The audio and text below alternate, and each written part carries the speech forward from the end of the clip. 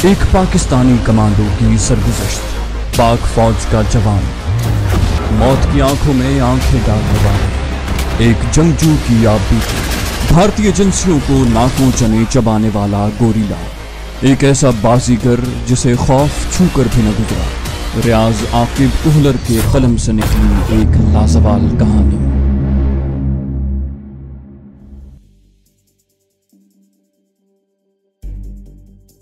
शाकिर को मारकर फेंकने के बाद मैंने तमाम कमरे की तफसीली तलाशी ली। मुझे उम्मीद थी कि अपनी सारी रकम उसने घर में ही कहीं छुपा कर रखी होगी, क्योंकि जंगल खेल में बैंक नाम की कोई चीज मौजूद नहीं थी। मगर उसकी ख्वाबगाह बाकी 2 कमरे और किचन जो कि इस्तेमाल नहीं होता था, उन सबको अच्छी तरह खंगालने के बाद भी मुझे अपने मकसद में कामयाबी हासिल न हुई। घर से निकलने से पहले मैंने एक गहरी निगाह उसकी ख्वाबगाह में दौड़ाई, मगर ऐसी कोई चीज मुझे नजर न आई जिसे मैंने चेक न किया हो। यहाँ तक कि चारपाइयों तक के नीचे मैंने अच्छी तरह तलाशी ली थी। सिर्फ उसके सरहाने लगी हुई तस्वीर जो तजरीदी आर्ट का नमूना थी मुझसे रह गई थी। मैंने आगे बढ़कर उसे हिलाया तो वो सख्ती के साथ दीवार में गड़ी हुई थी। मैंने पिंडली के साथ बंधा हुआ खंजर निकाल कर कैनवस और उसके नीचे मौजूद गत्ते को चौकोर शक्ल में काट दिया। उस टुकड़े के हटते ही तस्वीर के पीछे दीवार में नस्ब छोटा सा सेफ जाहिर हुआ। शाकिर खान ने बिलाशुबा बड़े सलीके से उसे छुपाया हुआ था। मेरे पास सेफ के ताले के साथ मत्था मारने का टाइम नहीं था। उसके साथ जोर आजमाई करना वक्त का ज़िया था।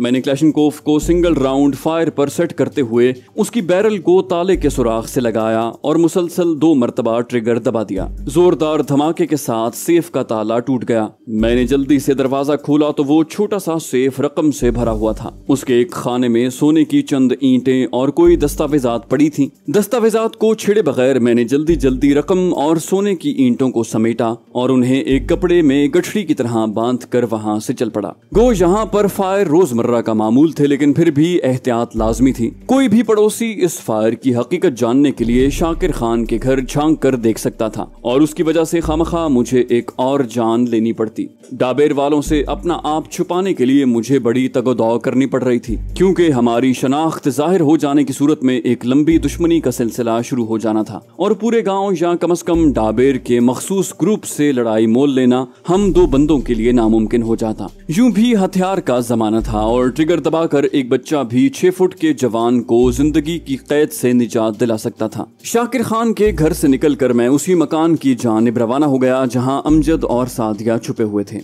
वापसी के लिए मैं चाहने के बावजूद रास्ता बदल न सका कि दूसरे रास्ते से मैं शायद उस मकान तक ना पहुंच सकता। इस बार भी मैं बगैर किसी हादसे के अपनी कमीनगाह में पहुंच गया। अमजद बैरूनी दरवाजे पर हल्का सा खटका सुनकर बाहर आ गया। वो किसी भी नागहानी सूरत हाल के लिए तैयार था। कौन? मैंने मुख्तसर कहा, उमर। उसने पूछा क्या रहा? मैंने कहा कामयाबी। वो बोला गुड। मैंने कमरे में दाखिल होकर टॉर्च रोशन करते हुए पूछा सादिया किधर है? उसने मोमबत्ती रोशन करते हुए कहा साथ वाले कमरे में है। इससे पहले भी उसने मोमबत्ती जलाई हुई थी, मगर दरवाजे पर होने वाली आहट उसके बुझाने का बायस बनी थी। मोमबत्ती की रोशनी में उसकी नजर रकम की गठरी पर पड़ी। ये क्या है? मैंने पोटली उसकी जानिब बढ़ाई, खोल कर देख लो। वो बोला भाई वाह, कहीं डाका डाला है शायद। मैंने कहा ये शाकिर खान का वो खजाना है जो उसने पता नहीं कौन कौन से नाजायज तरीकों के जरिए इकट्ठा किया होगा। वो बोला शाकिर खान? मैंने कहा ये उसी बुकिंग वाले का नाम है। वैसे तो उसकी हराम की कमाई से मुझे बिल्कुल गरज नहीं थी, मगर हालात को देखकर मुझे ये काम करना पड़ा। अमजद 500 के नोटों की गड्डी अपनी जेब में ठूसते हुए बोला अच्छा किया।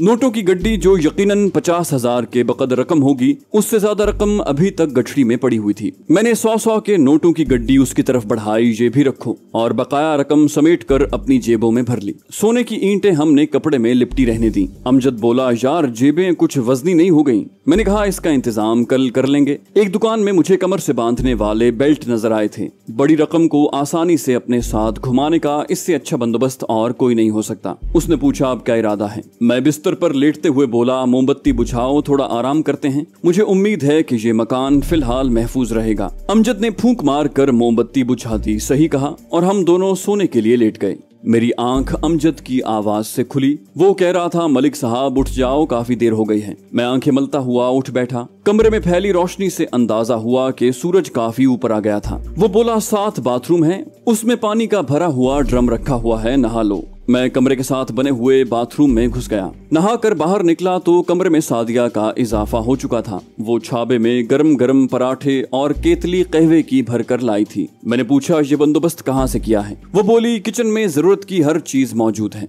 मैंने कहा, ये काम तुम्हें अंधेरे में करना चाहिए था। इस टाइम तो धुआं देखकर कोई भी इस जानिब मुतवज्जे हो सकता है। वो परेशान हो गई, मुझे ख्याल नहीं रहा। मैंने कहा, आइंदा ख्याल रखना। और तुमने नाश्ता कर लिया? वो बोली, मैं किचन में जाकर कर लेती हूँ। और वो कमरे से निकल गई। नाश्ते से फारिग होकर अमजद ने पूछा, अब क्या इरादा है? मैंने कहा, अब चलते हैं जरा आवारा गर्दी के लिए। उसने पूछा, मिस मुसीबत का क्या करें? मैंने कहा, शर्म किया करो यार, वो तुम्हारी इतनी खिदमत कर रही है और तुम उसे मुसीबत कह रहे हो। वो बोला, मैंने जो पूछा है उसका जवाब दो। तकरीर सुनने के मूड में मैं बिल्कुल नहीं हूँ। मैंने कहा, ये इधर ही रहेगी। वो बोला, अगर मकान के मालिक वापस आ गए तब? मैंने कहा, तब ये कहीं छुप जाएगी। इतना बड़ा मकान है, लेकिन उम्मीद यही है कि कोई आएगा नहीं। वो बोला, चलो फिर निकलें। हम दोनों सादिया को जरूरी हिदायत देते हुए उस मकान से बाहर आ गए। बाहर निकलने से पहले हमने गली के खाली होने का यकीन कर लिया था। हम सीधे बाजार पहुंचे और वहां से कमर से बांधने वाले पर्स खरीदे, क्योंकि रकम की वजह से हमारी जेबें काफी बोझल हो रही थी। इस काम से फारिग होते ही हमने अपने लिए रिहाइश की तलाश शुरू कर दी। इस मर्तबा हमने होटलों से दूर रहने की ठानी। फिरते फिराते हम जंगल खेल के मज़ाफात में निकल आए। अफगानिस्तान की तरफ जाने वाले रास्ते पर चाय का खोखा देखकर हम चाय पीने बैठ गए। खोखे का मालिक पुख्ता उम्र का कबूल सूरत मर्द था। वो खुद चाय बनाकर अपने ग्राहकों को सर्व कर रहा था।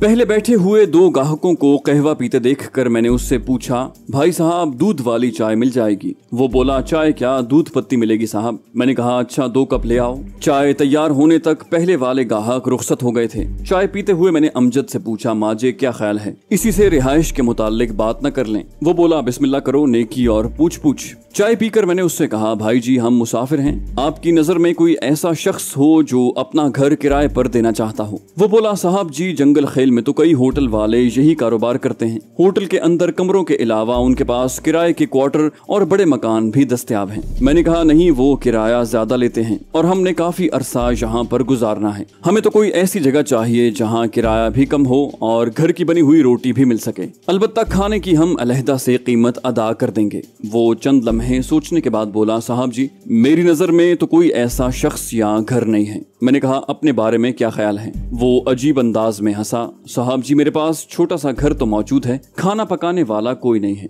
मैंने कहा, क्या मतलब? वो बोला, मतलब ये कि माँ बाप मर चुके हैं, बहन भाई कोई है नहीं और शादी अभी तक हुई नहीं, इसलिए कभी खुद पका लेता हूँ, कभी होटल से खा लेता हूँ। मैंने कहा, शादी कर लो। वो बोला, शादी कर लेंगे साहब, जब लड़की के बाप का मुतालिबा पूरा करने के काबिल हुआ तो शादी जरूर करूंगा। उसकी आंखों में गोया अनदेखी दुल्हन के ख्वाब उतर आए थे। मैंने पूछा, तुम्हारा नाम? वो बोला, अब्दुल मजीद साहब। मैंने कहा, अब्दुल मजीद भाई, बात यह है कि हमने तेरे ही घर को अपने लिए पसंद कर लिया है। खाना पकाने की फिक्र न करो, उसकी जिम्मेदारी हम कबूल करते हैं। वो गड़बड़ा कर बोला, मगर मेरे घर में तो एक ही चारपाई है। मैंने उसकी उलझन को नजरअंदाज करते हुए पूछा, तुम्हारा घर यहाँ से कितनी दूर है? वो बोला, उस दरख्तों के झुंड के परली समत है। उसने तकरीबन 200-300 गज की दूरी पर नजर आने वाले दरख्तों के छोटे से झुंड की तरफ इशारा किया था। मैंने कहा, अच्छा फिर यूं करो कि बाजार से जाकर 3 नई चारपाइयां लेकर आओ। मैंने 1000 रुपया उसकी जानिब बढ़ाया, लेकिन ख्याल रहे किसी के सामने हमारा जिक्र मत करना। वो बोला, मगर साहब जी। मैंने कहा, अगर मगर छोड़ो, जाओ, हम यहीं तुम्हारा इंतजार करेंगे। और वो मुतजब्जब सा बाजार की जानिब रवाना हो गया। उसके जाते ही मैंने अमजद को उससे होने वाली गुफ्तगू तफसील से बता दी। घंटे भर के बाद अब्दुल मजीद एक गधा गाड़ी पर 3 नई चारपाइयां लादे बाजार की समत से आता दिखाई दिया और फिर वो हमारे करीब रुके बगैर अपने घर की जानिब निकलता चला गया। उसके पीछे खुशकिस्मती से चाय पीने के लिए कोई गाहक नहीं आया था। उसकी वापसी तक हम उसके मुतालिक ही मसरूफे गुफ्तगू रहे। वापस पहुंचते ही उसने 500 का नोट और कुछ रेज़गारी मेरी जानिब बढ़ाई। ये लें साहब, चारपाइयों की कीमत और किराए से ये रकम बची है। मैंने कहा, इन्हें फिलहाल अपने पास रखो और चलो हमें अपना घर दिखाओ। खोखा बंद करके वो हमारे साथ चल पड़ा। उसके घर की लोकेशन हमें काफी पसंद आई थी। उसके साथ बकिया मामला तय करके और उसे रात के वक्त अपनी आमद का बताकर हम उससे रुखसत हो गए। वहाँ से सीधे हम मकान में वापस आए, लेकिन बाजार से गुजरते वक्त मैं सादिया के लिए जनाना जूती लेना न भूला। सादिया बड़ी बेचैनी से हमारी मुंतजिर थी। दिन का बकिया हिस्सा हमने उसी मकान में गुजारा। रात का अंधेरा छाते ही हम वहाँ से निकल आए। अब्दुल मजीद के घर हम बगैर किसी हादसे के पहुँच गए। उसका छोटा सा मकान 3 कमरों पर मुश्तमिल था। किचन के नाम पर सहन के कोने में छोटे छोटे 2 चूल्हे बने हुए थे। सारा मकान मिट्टी के कच्चे ब्लॉकों से बनाया गया था। कमरे की निस्बत सहन काफी बड़ा था। सहन के अंदर 2-3 पेड़ भी मौजूद थे। हमारे लिए खाना उसने तैयार करके रखा हुआ था। सादिया का तारुफ हमने अपनी करीबी अजीजा के तौर पर करवाया था। खाना खाकर हम थोड़ी देर गपशप करते रहे और उसके बाद सो गए। रिहाइश का मसला तकरीबन हल हो गया था। अब हम यकसू होकर चौधरी की तलाश का आगाज कर सकते थे। अब्दुल मजीद चेहरे मोहरे से अच्छे किरदार का शख्स दिखाई देता था। उसके साथ गुर्बत ने उसके अंदर एक अजीब सी तवाज़ो और इंकिसारी पैदा कर दी थी। अगली सुबह जब वो अपने खोखे पर जा चुका था, हम दोनों सादिया को घर में छोड़कर बाहर निकल आए। अमजद बोला, मलिक साहब, मिस मुसीबते का मसला तो हल हो गया, अब चौधरी की तलाश का बाज़ाब्ता आगाज कर देना चाहिए। मैंने कहा, सादिया का मसला कैसे हल हो गया? वो बोला, भाई अब्दुल मजीद गैर शादीशुदा है, दूसरी जानिब सादिया ठहरी बेवा। अब उन दोनों की शादी कर दी जाए तो दोनों का फायदा होगा। वो बोला, बात तो तुम्हारी माकूल है, मगर पहले सादिया से पूछना पड़ेगा, आया उसे भी ये रिश्ता कबूल है या? वो मेरी बात मुकम्मल करते हुए बोला, या वो जानू का इंतजार करेगी? मलिक साहब, किसी एक को तो बख्श दो। एक इंडिया में जनाब की मुंतजर है, दूसरी रहमान खेल में चश्म बरा है और तीसरी यहाँ ढूंढ ली। मैं चिढ़कर बोला, बकवास मत करो, मैंने कब रजिया या सादिया से इजहार मोहब्बत किया है? अलबत्ता शीतल को मैंने झूठी तसल्ली देने के लिए कहा था कि अपने मसाइल से निपटने के बाद मैं उसके पास इंडिया आने की कोशिश करूंगा। वो बोला, तेरा सबसे बड़ा मसला तो लड़कियों के साथ हमदर्दी से पेश आना है, जो कभी खत्म नहीं होगा। मैं तंग आते हुए बोला, तेरी बड़ी मेहरबानी होगी अगर तू इस मौजू को खत्म कर दे। वो बोला, चलो फिर बाजार में चलते हैं ताकि मुख्तलिफ होटलों के बुकिंग वालों से चौधरी के मुताल्लिक मालूमात हासिल करने की कोशिश करें। मैंने उसे शाबाश दी, अब की है ना काम की बात, और वहाँ से बाजार की तरफ चल पड़े। जंगल खेल में टोटल 5-6 होटल थे और तमाम हमने शाम तक छान मारे, मगर वो चौधरी के नाम या उसके हुलिये से नावाकिफ थे। उस दिन हम नाकाम और नामुराद वापस लौट आए। अब्दुल मजीद हमारा मुंतजिर था। हमें देखते ही मुस्तफसिर हुआ, आपने दिन का खाना खाया है? मैंने कहा, शुक्र करो रात के खाने पर आप पहुंचे हैं। उसके लहजे में हैरानी थी, क्या मतलब? मैंने कहा, मतलब ये कि जंगल खेल में हमारी आमद का मकसद अपने दुश्मन की तलाश है, जिसका नाम चौधरी अकबर है। पहले हमें सादिया की फिक्र रहती थी, अब चूंकि उसकी तरफ से इत्मीनान हो गया है तो हमने भी बाकायदगी से अपना काम शुरू कर दिया है। इसके साथ तुमसे भी ये दरखास्त है कि अगर तुम्हें चौधरी अकबर के मुताल्लिक कोई खबर पता चलती है तो बगैर किसी ताखीर के हमें बता देना। उसका हुलिया। उसके साथ ही मैंने चौधरी अकबर का हुलिया तफसील से उसे बता दिया। वो बोला, ठीक है अब्दुल्ला भाई, मुझे जैसे ही उसके बारे में कुछ मालूम हुआ मैं जरूर आपको बाखबर कर दूंगा। उसी वक्त सादिया खाना लेकर आ गई। हमारे आगे खाना रखने के बाद वो खुद कमरे में घुस गई। वो हमारे दरमियान बैठने से एहतराज बरतती थी और उसकी वजह उसकी शर्मो हया थी। गैर मर्दों के साथ रहना उसकी मजबूरी थी, वरना शायद वो कब की हमसे अलहदा हो गई होती। दूसरी तरफ हम दोनों भी इंसानी हमदर्दी की बिना पर उसे अपने साथ लिए फिर रहे थे, वरना हमें भी उसे साथ रखने की कोई जरूरत नहीं थी। मैंने बाकी दोनों से कहा, आप दोनों खाना खाओ, मैंने सादिया से कोई बात करनी है, खाना भी उसके साथ खा लूंगा। मैं सादिया के कमरे की जानिब बढ़ गया। मैं दरवाजा हल्के से खटखटा कर अंदर दाखिल हुआ। अस्सलाम वालेकुम। वो बेसाख्ता उठ खड़ी हुई। आप? मैंने कहा, सलाम का जवाब तो दे दो। वो बोली, वालेकुम अस्सलाम, आए बैठे। मैं कमरे में पड़ी इकलौती चारपाई पर बैठ गया। शुक्रिया। वो भी चारपाई के एक किनारे पर टिक गई। मैंने कहा, सादिया, मुझे तुमसे बहुत जरूरी बात करनी थी, इसलिए तुम्हें जहमत दी। वो बोली, जी हुक्म करें। मैंने कहा, उस दिन जंगल खेल में दाखिल होते वक्त मैंने तुम्हें एक बात कही थी कि किसी भी पुरअमन इलाके में चली जाओ और किसी शरीफ आदमी से शादी कर लो, मगर तुमने मेरी बात का कोई मुस्बत जवाब नहीं दिया था। अब मैं थोड़े फर्क के साथ दोबारा वही बात करने आया हूँ। अब्दुल मजीद बहुत अच्छा, नेक खसलत और शरीफ नौजवान है। उसके साथ शादी करके तुम्हारी काफी मुश्किलें हल हो जाएंगी। इसको भी एक अच्छी शरीक हयात की जरूरत है। अगर तुम मुनासिब समझो तो मैं तुम्हारी निस्बत उससे तय कर दूं। मैंने नपे तुले अल्फाज के साथ अपनी बात उस तक पहुंचाने की कोशिश की। मेरी बात खत्म होते ही उसने अजीब सी नजरों से मेरी जानिब देखा। उसकी निगाह में हजारों शिकवे पिन्हा थे, मगर जबान से उसने किसी गिले शिकवे का इजहार करने की बजाय सिर्फ इतना कहा, आप मेरे लिए भला ही सोचेंगे, मैं आपकी किसी बात से इनहिराफ नहीं कर सकती। मैंने कहा, सादिया, मैं तुम्हारे जज्बात समझता हूँ, मगर अफसोस कि तुम मेरे میرے हालात से नावाकिफ हो। तुम्हारे लिए इतना ही काफी है कि मैं शादीशुदा हूँ। तुम्हारे जैसी शरीफ और खूबसूरत लड़की किसी खुशनसीब के हिस्से में ही आ सकती है। बासमत खान नाशुक्रा था, इसलिए अपनी जान से हाथ धो बैठा। बाकी मैं तुम्हें धोखे में रख कर तेरी मासूमियत से फायदा नहीं उठा सकता, इसलिए मैं चाहता हूँ कि तुम्हें महफूज हाथों के हवाले करके हम अपने उस मकसद की तकमील के लिए फारिग हो जाएं कि जिसके लिए हम जंगल खेल में आए थे। वो हौले से बोली, मैंने कोई गिला शिकवा तो नहीं किया आपसे। मैंने कहा, कुछ शिकवे ऐसे होते हैं जो बेकहे मुखालिफ तक पहुंच जाते हैं। बहरहाल हम दोनों दोस्तों की किसी बात से तुम्हारी दिल आजारी हुई हो तो दरगुजर कर देना,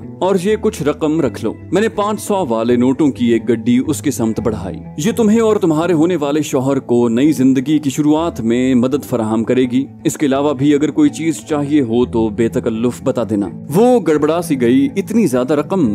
मैंने कहा, कोई बड़ी रकम नहीं है भाई, इससे भी बहुत बढ़कर बहनों के लिए करते हैं। ये तो हमारी मजबूरी है कि हम परदेश में हैं। वो जज्बात से रिंधी हुई आवाज में बोली, खुदा हर बहन को आप जैसे भाई दे। और फिर अपने आंसू छुपाने के लिए मेरी जानिब से रुख फेर लिया। वो आंसू शायद अपने महबूब से हमेशा हमेशा के लिए जुदाई की वजह से निकले थे या भाई मिलने की खुशी में बाहर आए थे। मैं इस बात से बेखबर था। मैंने उसके जज्बात को नॉर्मल करने के लिए कहा, अब यूं करो कि फटाफट खाने का बंदोबस्त करो, मैंने सुबह से कुछ नहीं खाया। वो जल्दी से बोली, माफी चाहती हूँ, मुझे तो ख्याल ही नहीं रहा कि आप उनके साथ खाना नहीं खा सके, मैं अभी लाई। वो बाहर निकल गई और थोड़ी देर बाद खाना लेकर आ गई। खाना हम दोनों ने इकट्ठे ही खाया। खाने के दौरान मैंने एक दफा फिर उसका इंदिया लेना चाहा। मैंने कहा, सादिया ये मत समझना कि तुम हम पर बोझ थी और मौका मिलते ही हमने तुमसे जान छुड़ाने की कोशिश की। मैंने अभी तक अब्दुल मजीद से तुम्हारे बारे में कोई बात नहीं की। अगर तुम्हें वो नापसंद हो तो बेझिझक बता दो। वो बोली, अगर मैं अब्दुल मजीद को ठुकरा भी दूं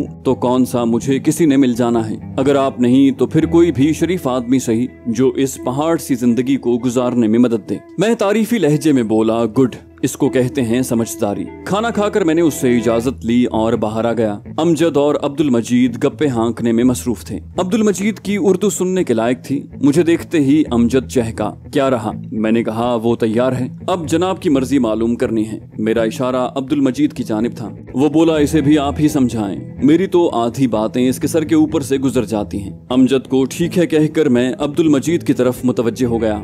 अब्दुल मजीद हैबत खान और बासमत खान को जानते हो? वो बोला, जी हाँ, आप गालिबन डाबेर वाले हैबत खान और बासमत खान की बात कर रहे हैं। वो बोला, उनके बारे में तो मुझे आज पता चला है कि दोनों कत्ल हो गए हैं। मैंने पूछा, कब? वो बोला, 2-3 दिन पहले। मैंने पूछा, कैसे आदमी थे? वो मुबहम लहजे में बोला, ठीक ही थे। मैंने कहा, उनके कत्ल की वजूहात से वाकिफ हो? वो बोला, बस लोग मुख्तलिफ किस्म की कहानियां सुना रहे हैं। कोई कहता है उनके कत्ल के पीछे उनके चचाजाद भाई जानान खान का हाथ है, कोई उनके दुश्मनों की कारस्तानी बताता है। किसी की नजर में बासमत खान की बीवी के आशना का काम है। अलगरज जितने मुंह उतनी बातें। मैंने कहा, अच्छा ये बात है तो फिर असल कहानी सुनो। ये कहकर मैंने उसे सादिया की कहानी सुनाई। उसके साथ मुख्तसरन अपने बारे में बता दिया। वो हैरत से मुंह फाड़े मेरी गुफ्तगू सुनता रहा। मैंने कहा, अब तुम्हें पता चल गया होगा कि हमें क्यों इस किस्म के मकान की तलाश थी। वो जो पूरी तरह मेरी कहानी में खोया हुआ था, इस यकदम इस्तफसार पर बौखला सा गया। जी। मैंने कहा, बासमत खान की बीवी अब हम दोनों की मुंह बोली बहन है। बहुत शरीफ और साहिब किरदार लड़की है। यही वजह है कि अपनी इज्जत बचाने के लिए वो अपनी जान पर खेल गई। अल्लाह ताला को उसकी जिंदगी मंजूर थी, वरना अब तक शायद उसकी बोटियां भी चील कव्वे खा गए होते। बहरहाल मुंह बोली बहन होने के नाते उसकी जिम्मेदारी हम दोनों पर आयद होती है और ये बहनें अपने शौहर के घर ही अच्छी लगती हैं। इस वजह से हम उसकी शादी करना चाह रहे हैं। तुम्हारी नजर में कोई अच्छा सा रिश्ता हो तो? वो एक बार फिर गड़बड़ा गया। मैं क्या कह सकता हूँ? मैंने कहा, तुम्हारा अपने बारे में क्या ख्याल है? चंद लम्हे तो उसका मुंह हैरानी से खुला रहा। मैं? और फिर जैसे ही उसकी समझ में बात आई, वो जल्दी से चारपाई से उठकर मेरे कदमों में आ बैठा। वो मेरे घुटनों को हाथ लगाते हुए लजाजत भरे लहजे में बोला, अब्दुल्ला भाई, खुदा की कसम शहजादियों की तरह रखूंगा। उसके रद्द अमल पर मैं खफीफ सा हो गया। अरे क्या कर रहे हो? मगर वो मेरी बात अनसुनी करता हुआ अपनी लय में शुरू रहा। बोला, अगर जरा सा भी शिकायत का मौका दूं तो मेरा सर और आपका जूता गर्दन भी काट दो तो उफ नहीं करूंगा। मैं हंसते हुए बोला, अच्छा ठीक है भाई, मेरे घुटने तो छोड़ दो। वो बोला, नहीं भाई, पहले मुझे यकीन दिलाओ कि मैं ख्वाब नहीं देख रहा। मैंने उसे कान से पकड़कर जोर से खींचा तो वो हाय के साथ साथ उठ बैठा। मैंने कहा अब यकीन आया? वो चारपाई पर बैठते हुए बोला कुछ कुछ। मैंने हंसते हुए कहा बाकी शादी होने के बाद आ जाएगा। उसने पूछा तो अब्दुल्ला भाई फिर कब? मैंने कहा 4 महीने 10 दिन के बाद। उसने पूछा क्या मतलब? मैंने कहा बेवकूफ, वो बेवा है, इद्दत गुजार कर ही तुझसे ब्याह कर सकती है। वो शर्मिंदगी से बोला मेरे तो जहन से निकल गया था। मैंने कहा बहरहाल परेशान होने की जरूरत नहीं, उसने भी तुम्हें कबूल करने की रजामंदी दे दी है और उससे यही पूछने के लिए मैं थोड़ी देर पहले उसके पास आया था। उसके लहजे में खुशगवार सी हैरत थी। अच्छा, या अल्लाह तेरा शुक्र है। उसकी बात पर मुझे हंसी आ गई और वो भी झेंपे झेंपे अंदाज में हंस पड़ा। उसके बाद मैंने अमजद को भी शामिल गुफ्तगू करते हुए अब्दुल मजीद से होने वाली गुफ्तगू सुना दी और फिर हम रात गए तक इसी मौजू पर मसरूफे गुफ्तगू रहे। अब्दुल मजीद का बस नहीं चल रहा था कि हमारी किस तरह खातिरदारी करे। सादिया जैसी खूबसूरत लड़की से शादी उसने कभी ख्वाब में भी न देखा होगा। लेटने के बाद जब तक मुझे नींद न आई अब्दुल मजीद बिस्तर पर करवटें लेता नजर आया। सुबह भी वो हमसे बहुत पहले उठ गया था या शायद रात भर उसे नींद ही नहीं आई थी। जाने से पहले बस इस वीडियो को लाइक कर दीजिए। इंशाल्लाह आपसे अगली किस्त में मुलाकात होगी। तब तक के लिए अल्लाह हाफिज।